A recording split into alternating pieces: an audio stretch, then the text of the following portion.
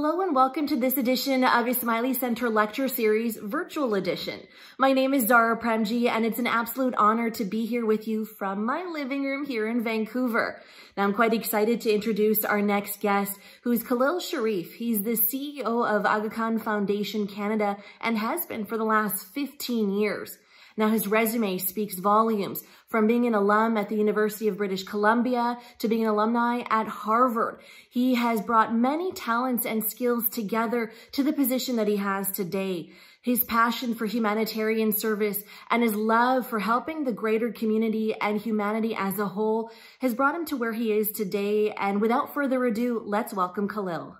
Well, thank you, Zara, for those very generous words of introduction. Ladies and gentlemen, it is a genuine delight and privilege to be with you this evening, to be welcomed into each of your homes for this launch of the virtual set of Ismaili Center lectures. I'm joining you from my home here in Ottawa, where we have been physically distancing, like I think many of you have been for now several weeks. This is the traditional territory of the Algonquin people, and just meters from where I'm sitting here, there are three rivers that come together, and the Algonquin for centuries have been coming together at this place called Ottawa, where the three rivers meet in a spirit of exchange of goods and services, for certainly, but also of relationships and critically of ideas. And so it's a very special privilege to be continuing that centuries-old Canadian tradition of exchanging ideas and relationships, even as we do so more virtually than perhaps was ever before possible. It's also, of course, a privilege to be asked to speak on the world post-crisis, looking past this COVID crisis. I do so with some, of course, anxiety, because we are at a moment which is highly unusual, almost unprecedented probably, and where any glance to the future is likely to have a very tentative flavor to it, as we still learn about the situation we're confronting and as it evolves very, very quickly. I'm finally very privileged to be joining you because I finally have a chance to put on a tie after several weeks of not wearing one. My undistinguished but well-used tie collection has been languishing at the bottom of my closet, and this one at least is very happy to have been released from quarantine, at least for tonight's important event. Ladies and gentlemen, human civilization has known crisis from the beginning of history. It is no stranger to crisis. Empires rise and empires fall. But just as crisis is a fact of human history, so, of course, is resilience. The ability of human communities to bounce back, and often to bounce back even better. But, of course, resilience itself is not inevitable. It doesn't happen as a matter of automatic lockstep process. Again and again, I think what we've learned is that resilience in the face of crisis is a choice. It must be embraced. And one of our great challenges at this crisis in history is to understand what are the choices we confront, and what are the choices open and available to us to choose resilience. The power of that choice was powerfully recounted by His Highness the Aga Khan when he spoke at the gold medal ceremony of the Royal Architectural Institute of Canada here in Ottawa in 2013. He chose that moment, that occasion of receiving the gold medal from the Royal Architectural Institute of Canada to reflect a little bit on some of the choices in the architectural efforts he had initiated globally. And he spoke especially about Canada. And I want to read an excerpt about the way in which His Highness framed response to crisis. He talked about the arrival of Ismailis in Canada in the 1970s. He says the story goes back to 1972 when the then president of Uganda, Marshal Idi Amin, expelled all the Asians from Uganda, no matter what their faith, their citizenship, or position in society.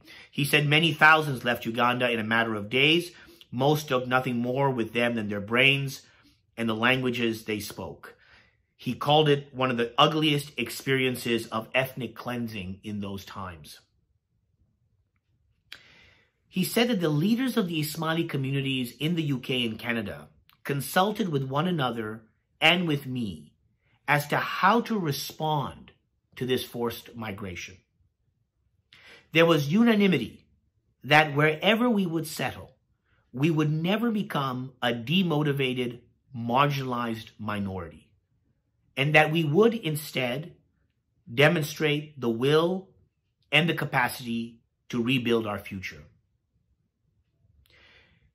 He carried on to say that as they thought about building new spaces, new Ismaili centers, he said that he committed at that moment with the leaders of the community that these new buildings would be symbols of new hope, replacing past pain. This is an extraordinary example of the way in which a community, and indeed all communities, can confront even very, very difficult moments of crisis and of difficulty with a sense of optimism and hope for the future. One of the things I've learned in my time over the last several years with the Aga Khan Development Network system is that an important approach to dealing with crisis situations wherever they erupt in the world is to respond to them with a certain bifocal vision, with one of our eyes and one of our lenses looking very squarely and with a focused way on responding to the urgent needs that we are confronting today.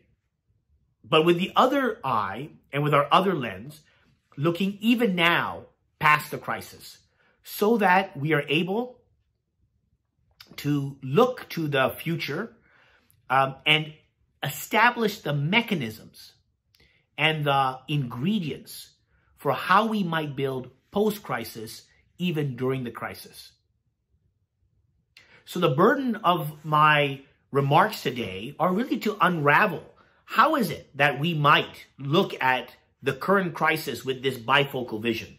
How can we ensure that even as we deal with the immediate needs in front of us, we can do so in a way that looks past the crisis and that begins to establish the foundation stones and the ingredients for rebuilding with strength and progress and success post this crisis? My view, my speculation, my proposal is that there are four things we might keep in mind, four principles, cornerstones of an approach to dealing with the crisis that might help us put in place the ingredients for life post this crisis. So principle number one is we need to help each other. You know, at moments of crisis, often we'll find forces that pull us apart start becoming stronger and stronger, that the forces of division become stronger and stronger, that the incentive and maybe the appetite to blame and to scapegoat become very severe. It is my view that at moments of crisis, these forces of division are exactly the wrong response. They are the things that are going to be the most dangerous, and that people of goodwill and of long-term orientation must seek to overpower those forces that pull us apart with forces that bring us together.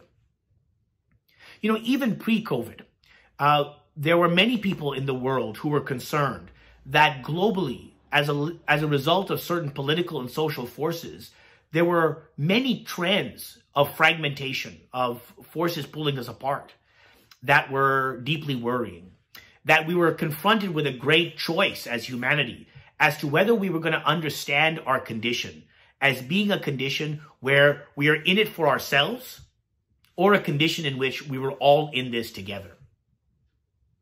And again, I think it is clear that the most successful approach to underwriting a future of peace and prosperity for us all is to adopt the mindset that we are all in this together.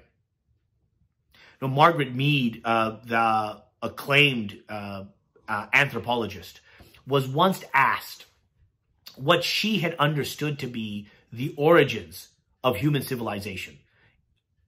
And her response was that in her view, human civilization begins in the archaeological record at the site of discovery of the first human fossil of the thigh bone that had been broken and repaired. Her reflection was that in the animal world, you would never find such a fossil of a thigh bone, such a critical bone in the animal or human's ability to function physically. You would never find an example of a broken thigh bone that had been repaired. That is a uniquely human phenomenon, because for that thigh bone to have been repaired meant that another human would have come to rescue the person who was hurt, would have helped that person get to a safe place, would have tended and cared for that person until the bone had healed. She said that the essence of human civilization was the capacity of people to help each other. Well, at moments of crisis, this idea of helping each other has to be the biggest theme guiding everything that we do to conduct ourselves.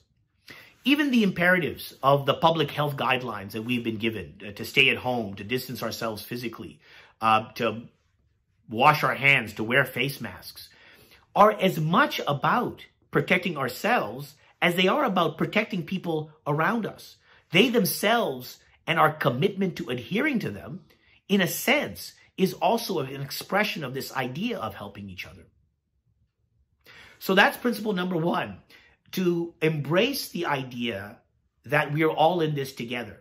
That if we conduct ourselves now in the face of the immediate crisis with this in mind, that we will lay the ingredients for a sense of solidarity post-crisis that will give us the strength to continue to build an inclusive future for us all. Principle number two is to think institutionally, not just individually. Another thing that I have learned in my years with the Aga Khan Development Network system, looking especially at societies in the developing world, is how difficult it is and how rare it is for us to find networks of strong institutions that can help societies advance. You know, here in Canada, we are surrounded, so surrounded, by rich social, political, and economic institutions that support us, that they are almost become invisible to us. But let us never forget that our network of schools and hospitals and universities and governance institutions from, you know, City Hall all the way to the national government and everything in between, even the critical institutions of the private sector, banks and financial institutions, that thick network of institutions are the ingredients that allow us to both advance in our everyday life, but also that come together to create a safety net at moments of crisis. Let us never take those institutions for granted, because in many parts of the world, there are populations simply cannot count on that network of institutions being present. And these are institutions for sure in the public sector, in the private sector, but as many of you will know, for the AKDN system, institutions crucially of civil society. This idea of private energies coming together for public purposes. Institutional strength is, in a sense, the secret weapon of society's ability to advance. Now, in moments of crisis, we often find that institutions' fragilities are uncovered. But when an institution's fragility is uncovered, our response to that shouldn't be to abandon the institution. it should be to redouble our efforts to invest in those institutions. So when you look around and look at all the ways in which we were either unprepared for this crisis or in which the institutions that are built to serve us have somehow fallen short, we shouldn't lose hope in those institutions. This should be a moment when we recommit to those institutions and invest in our reimagination of what those institutions could be into the future. In fact, one of my convictions is that our capacity as a society to engage in a process of continual institutional renovation and reinvention is going to be key to our forward success. There are many people who are saying that the post-COVID world is going to look different from the world before the COVID. And therefore, we're going to need different kinds of capacities in our institutions, maybe even whole new institutions, to be able to cope with the challenges and difficulties and opportunities that are going to be presented to us in the future. What it says to me is that we need to have a strong institutional vision and commitment now, even in the context of addressing the crisis today, so that we are left with strong institutions who can help us after the crisis. There is a very famous German play in which there is a dialogue between two characters, and the first character says, unhappy, he says, is the land that has no heroes. And the response to him is no. Unhappy is the land that needs heroes. The point that this exchange uncovers for us is that a society is not made simply on the backs of individual acts of heroism. In fact, a society that depends on ongoing acts of individual heroism for its advance is a society that has a lot of inbuilt fragility. What we need is strong, reliable, high quality, accessible, and inclusive institutions at all levels of societies that we can draw upon, that we can rely upon, that we can use to help us advance as a community and as a society. And not only here in Canada, but then we must share that institutional strength in every part of the world where there is a need. And again, it's one of my convictions that into the future, that one of the great gifts that Canada is going to be able to give to the world is this capacity to think about how to build strong institutions that take into account public issues and public interests in a variety of ways. So that's the second principle, that we should think institutionally, not just individually, as we look past this crisis. The third principle that I would advance is the importance of knowledge and the knowledge economy and the knowledge society. Look, even pre-COVID, we were experiencing an extraordinary shift, transformation in the basis of our society and our economy. This has sometimes been called the fourth industrial revolution, the advent of the knowledge economy, where combinations of technology, capital, and knowledge were changing, and their ability to be combined in different ways were creating entire new sources of economic value and economic advance. What we have seen over the last decades has been an absolute proliferation of new methods of production in the economy, new forms of innovation in society, and new demands for the ability of knowledge and knowledge workers to contribute to advancing society. It is a huge opportunity, and it brings with it all kinds of big concerns. But one of the things we know is that the future is going to be in the hands of those who are able to continue to advance the state of the art of knowledge, to continue to learn in a lifelong way, to be able to combine advanced knowledge with an ability to collaborate with others. A recent paper by the National Bureau or published by the National Bureau of Economic Research showed the growth of jobs in different job categories. And the only job category that has been growing and is projected to continuing growing are those jobs that combined advanced state-of-the-art knowledge with the skills of collaboration, of collegiality, and of cooperation. That combination is going to be the winning combination for economic success, but also for our ability to work together and to advance as a society. Just look at the key priorities for the world as we try to confront the COVID crisis. They are all challenges of knowledge and knowledge discovery, the need for better and new testing, the need for a vaccine, of new therapeutics, new methods and models of care, new kinds of epidemiological modeling, new views and visions of population health and their prioritization.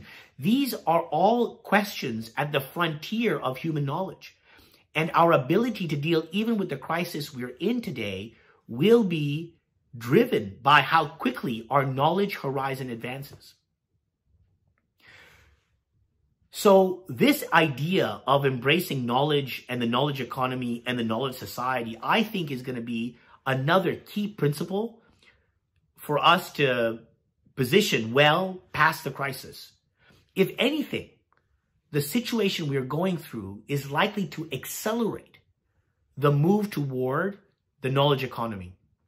And so all of us, I think, can really focus during this period on ensuring that we are clear about our own vision for how our professions, our jobs, even our interests and hobbies relate to state-of-the-art knowledge. What is our own personal learning agenda? What is our personal knowledge agenda? What are the knowledge institutions to which we are connected? How is it that we are contributing to the development and establishment and strengthening of knowledge institutions for our own community and around the world? Understanding that those knowledge institutions are likely to be the most important trampoline for progress into the future, both now, but even looking past the crisis. So that's principle number 3. My final principle is to embrace pluralism. Another thing I've drawn from my time now with the Aga Khan Development Network institutions is this understanding and appreciation of pluralism. I mean, His Highness the Aga Khan's great contribution to Canadian public discourse, it seems to me, over the last 2 decades, has been his extraordinary observation of the genius of Canadian pluralism.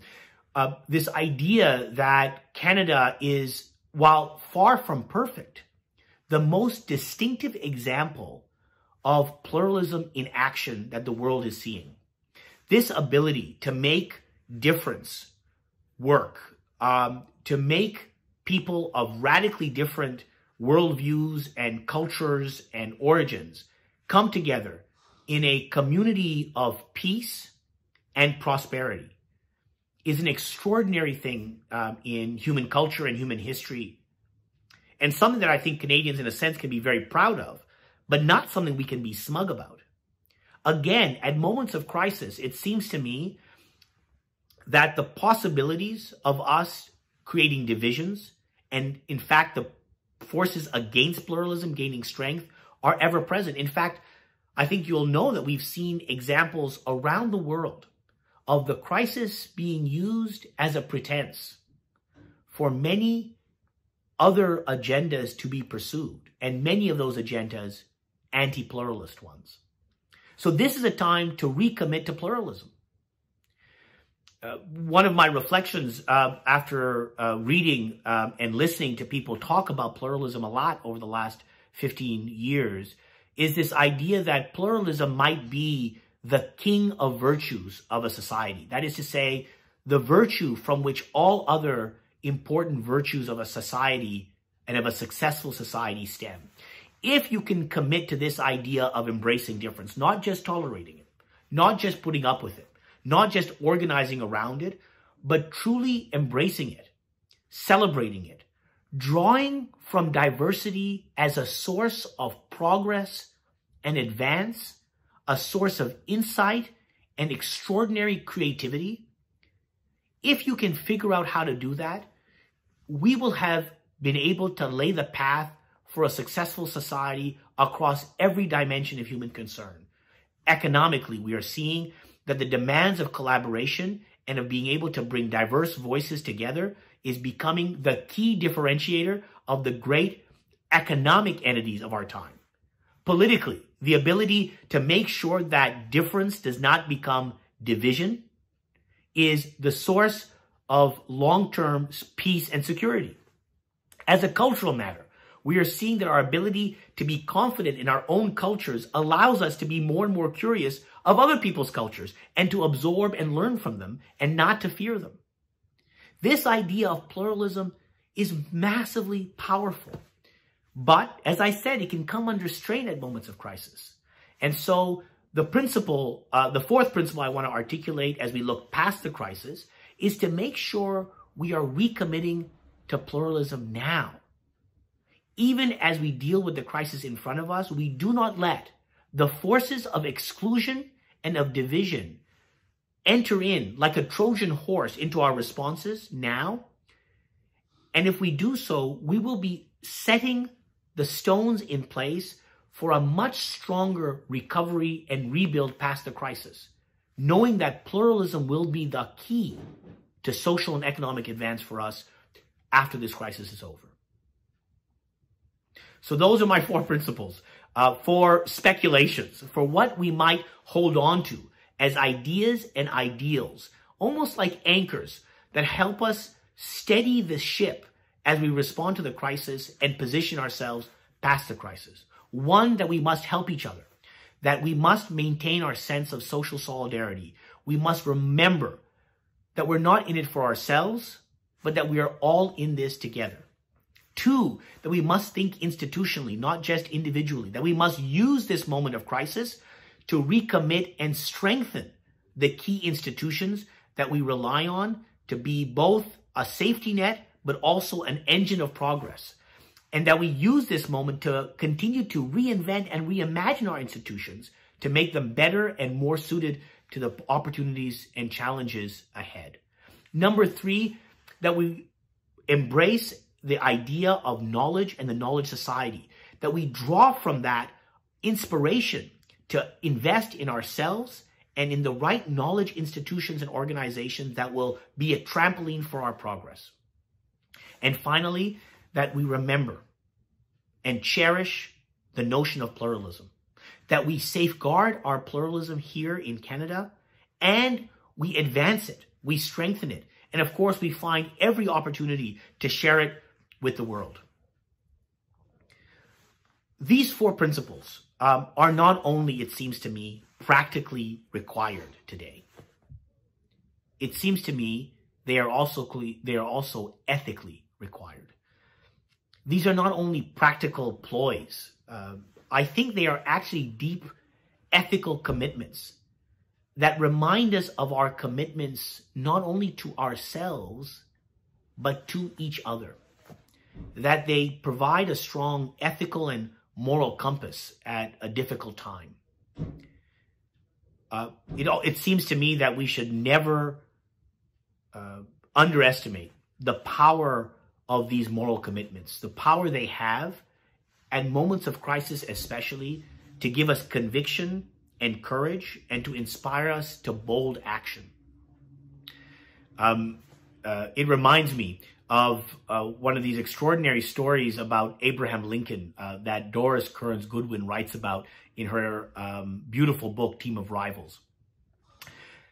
She talks about Abraham Lincoln as being such an extraordinary leader during the Civil War, that he had this combination of insight and vision and kind of moral courage, along with kind of a practical and political savvy, which was really quite remarkable. One of the stories she tells is of the day he signed the Emancipation Proclamation. This was the document that freed the slaves in the U.S., that recognized the ill of slavery that had essentially been one of the most important drivers of the Civil War and continued to be a source of division. It allowed Lincoln to provide a deep and abiding moral purpose to the Civil War. On the day that he was to sign it, January 1st, 1860, the White House had been opened for a traditional set of receptions where people were invited into the White House to greet the first family and wish them Happy New Year. And so for the first half of the day, Abraham Lincoln had been in the White House shaking hands for, I think, several hours. He got back to his desk to review the final draft of this most important document that ended up being an absolute turning point for the war. And that document was in front of him, and he reviewed it finally, and he realized the extraordinary moral import that he was about to lend to the war effort. And he was convinced in the rightness of what he was doing. He picked up the pen and was ready to sign the document. But just as his pen was about to hit the paper, he noticed in his hand a quiver.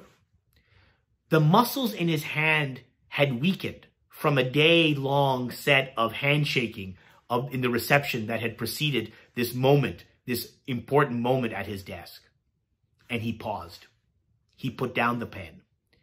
And he said to his colleagues in the room, "If I sign this paper with a quivering hand, history will record that I hesitated." And he said it will weaken the moral and ethical impulse with which I am signing this document. So Lincoln pauses. He waits until the strength in his arm and his hand has returned. And then he picks up the pen, and with boldness and conviction, he signs the Emancipation Proclamation. Let us never forget the importance of this ethical commitments, the moral purpose which is called for at moments of difficulty and crisis, that we can come up with a practical agenda that is both relevant to our time as well as an expression of our deep ethical commitments to each other and to humanity. And then, with boldness and conviction, and with hope and optimism and confidence in the future, we can act. Thank you. Thank you so much, Khalil. It was so great to hear everything that you had to say, but of course, I must admit, it's brought a lot of questions to my mind, and I'm going to throw some at you right now. First off, really being, what can we do now as a community, as a society going forward? Zara, what a great opening question. And of course, it is basically the most consequential question, which is what is the practical agenda of action that each of us can now adopt, both to, as I said, for both parts of this bifocal vision, both for the part of the vision with respect to the immediate needs right now, as well as for what we might do looking past the crisis. So I do think there are two or three things that come to mind immediately, and no doubt everyone will have their own list and is making their own list. The first one, as I said, is really to go out of our ways to figure out ways to help each other. I do think that we can't allow the physical distancing that we're going through to be a process of cocooning. And, you know, you may have noticed that one of the changes that was made at some point during this process was the term social distancing became physical distancing. And I think that was exactly right, because we need to be physically distant, but kind of socially proximate in some senses.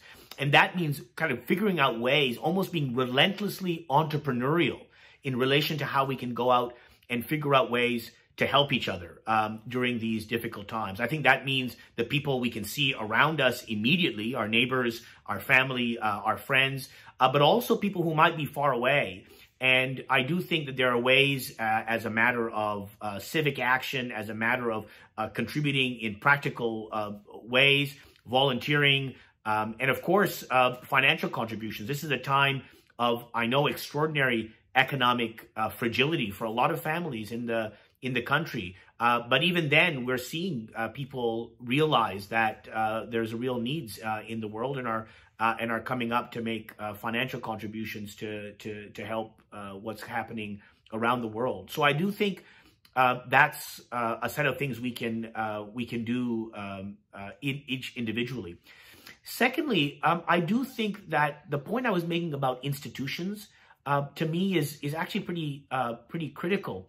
I think that we all are benefiting today from a set of institutions that were established and are built and are invested in pre-crisis. And that's, of course, it could be community institutions, it could be governments, it could be even private sector institutions. And I think that it should all give us pause about what are the institutional commitments that each one of us has, and how is it that we are contributing to strengthening and investing our own labor and time and intellect into creating strong institutions that support the entire society at times of need, for sure, but even in times of opportunity.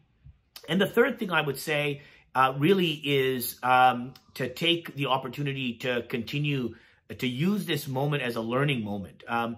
There's not going to be any substitute, it seems to me, for advancing a learning agenda, a lifelong learning agenda, to think carefully and clearly about each of our forward knowledge priorities, and to use this time for those of us who may have extra cycles as a result of the isolation process, to use this time to invest in ourselves and our communities with respect to learning and knowledge. Now, I know you've brought up a really interesting point as far as also being able to invest in ourselves, but you've also talked a bit about the response and what we as humanity can do to also contribute. Now, perhaps we can get some inspiration from you and understand a bit more of what Aga Khan Foundation Canada has actually been doing in response to COVID-19. So could you explain that to us a bit? Zara, I can tell you that the response to COVID-19 globally is become our single #1 priority at Aga Khan Foundation Canada, and indeed, I would say throughout the Aga Khan Development Network system globally. I mean, the entire global system has been mobilized in order to make sure that we are responding in as urgent but as thoughtful and a considerate way as we can to the alarming spread of the virus throughout the world. As you can imagine, there are many societies around the world in which the Aga Khan Development Network institutions have a long-standing presence who simply do not have the institutional strength to respond to the crisis as we do here in Canada. And so a lot of support is being required. So the support we are providing has three basic elements. Obviously, the #1 priority has to be prevention of the spread of the virus, to suppress that spread. And all the public health guidelines that we, I think, have become very accustomed to here in Canada have to now be spread around the world. It's important that even at the very last mile, as we say in development, in the remote rural areas of the world, everyone understands there's this thing called COVID, that it's a serious thing, that there are certain very serious risk factors that certain parts of the population might be exhibiting and have to be pretty careful about. And then there is a certain set of simple things that everyone can do to protect themselves, their families, and their communities. So those public health messages are being spread as widely as we can. In addition, this whole idea of isolation and quarantines and lockdowns, which are spread across the world, as you can imagine, have a pretty serious economic consequence for a lot of people. The decision to have to stay at home for many parts of the world and for many families means the choice of not earning an income for the day. So in addition to the public health messaging, there is a very significant initiative to provide urgent humanitarian assistance to people who are being economically disadvantaged as a result of the lockdown measures and the spread of the virus. So that means food assistance, it means shelter, it means medicine, ensuring that people, even as they self-isolate, are able to support themselves and their families. The second big thing that we are doing is investing in the capacity of our healthcare institutions in the AKDN, and where possible, working with governments to expand their healthcare institutions to be able to respond to those and care for those who are infected. That means everything from protective equipment to masks to gloves to making sure the right training is happening, testing equipment is being procured. All of that is under full swing. And then finally, there are obviously going to be immediate but longer term economic and social consequences of this crisis. And we are already beginning to look at how we're going to manage those. Obviously, education is probably one of the most immediate issues. There's a whole swath of children who have lost weeks and weeks of schooling. It's likely that that will continue on for some time. What are we going to do as a global community to support those children who have not been able to get educated during this time? So all of those are big priorities. And I can tell you that I have spent every day of the last several weeks working on this with my colleagues around the world and at AKF Canada. Now, you've talked a lot about the work that's being done. It's inspiring. There's so much happening. But I must admit, I never really expected a pandemic to happen, not in my lifetime, not in my generation. But now that we know it's possible, Khalil, and of course you're not a medical officer, but I am going to ask you, with the tools and the knowledge that you have, how do you think we should prepare for this in the future? We now know it can happen. So what should we do going forward? This is, in a sense, probably the biggest puzzle that we're confronting today, which is, what does our experience over the last several weeks portend about the future? Not only about how this particular virus is going to play out its own career around the world, but what does it suggest about the next generation of viruses or other threats that were maybe not on the global agenda 8 weeks ago, but which might hit us in weeks to come? I do think that one of the things that we must spend much more investment and time on, at least in the developing world, which is, as you know, where I spend most of my time thinking about, is the whole area of disaster risk management. I mean, this has been a priority for the AKDN system going back many years.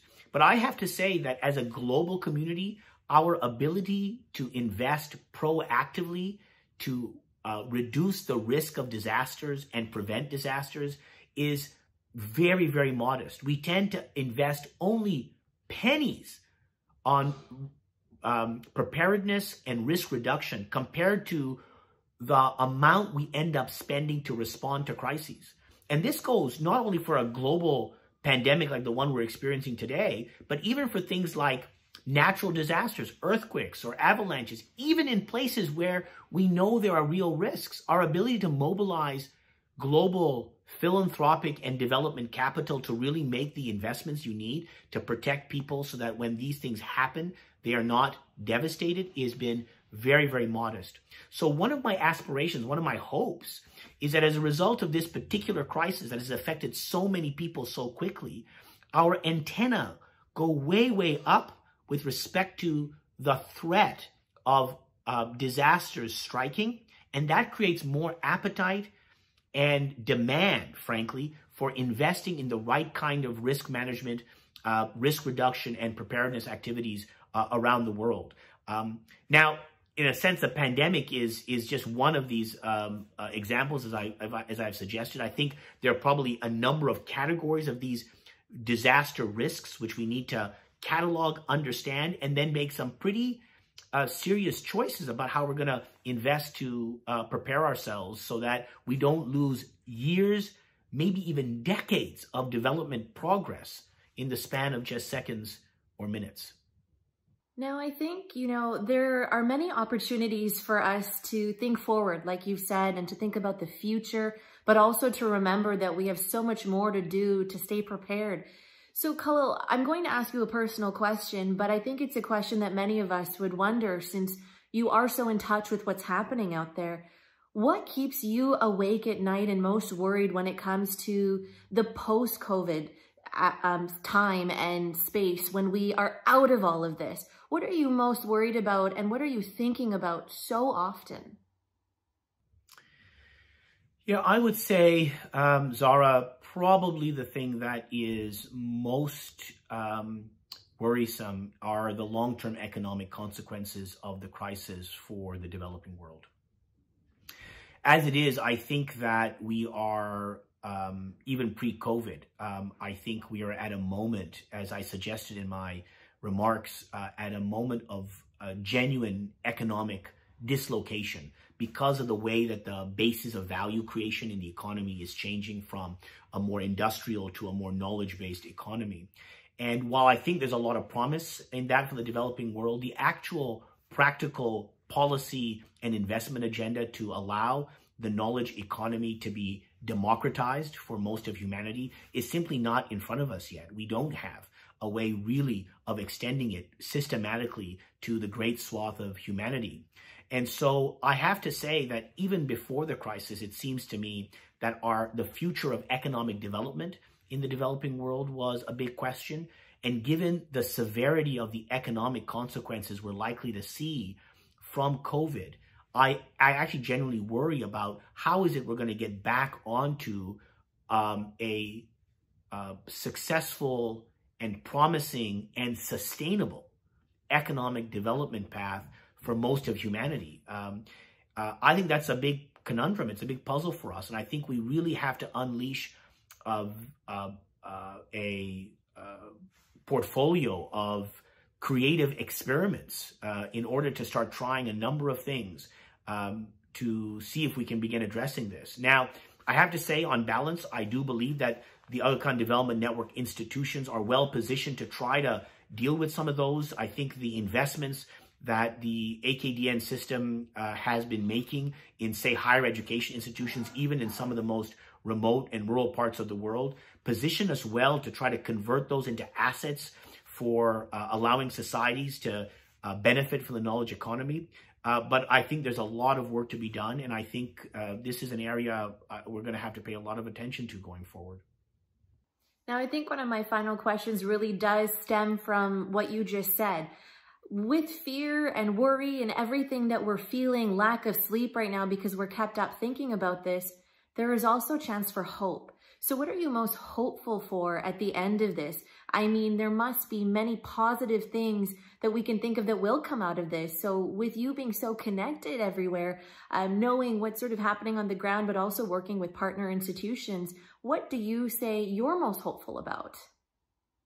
Zara, I think in every crisis, what is almost always the most moving thing is genuine acts of concern and compassion and affection among people and even among strangers.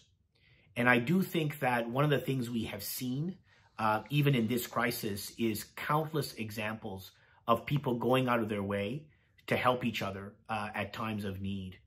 And again, as I suggested in my remarks, it is, I think, the fount of all hope and aspiration we have for the future. That at moments of crisis, we reacquaint ourselves with the bounty of human solidarity. That when things get very, very tough, that the forces that bind us together have the capacity to overwhelm the many, many forces that can tear us apart. And every example we see of that, in my mind, is a little act of hope, an act of hope in humanity's collective ability to overcome moments of difficulty in a way that brings everyone along. And I think that I think is what I'm most hopeful for, is that the crisis brings us, in a sense, closer together as a global human community, that it gives us both the practical and ethical impulse to work together for a better world for everyone. I do think that's possible. I think in the crucible of crisis, that's often something that we can hope for and draw upon. And I've seen so many examples and ingredients of that in this current crisis that it sustains me and I think many, many people around the world. Wonderful. Thank you so much, Khalil, for taking the time to share your insight, but also to give us a little bit of hope and inspiration going forward. Zara, it's been a real delight and a real privilege to be able to share some of these thinkings of this difficult time. And your last comment just reminded me, maybe we end with this extraordinary statement that His Highness made, indeed, just blocks from here in 2004 in Gatineau on the other side of the river when he addressed the Governor General's Leadership Conference. He was talking about difficult situations around the world, and he reminded us, he said that instability is infectious, but he said, so is hope. And I think maybe one of the final ideas that maybe we can embrace as we think about the future in relation to this crisis is that we might be the agents of making hope as infectious as this virus has been. Now, thank you so much to Khalil for sharing his insight and his knowledge about what's going on right now and what we can hopefully expect to see for the future. Thank you so much for joining us for this edition of the Ismaili Center Lecture Series, and we'll see you next time.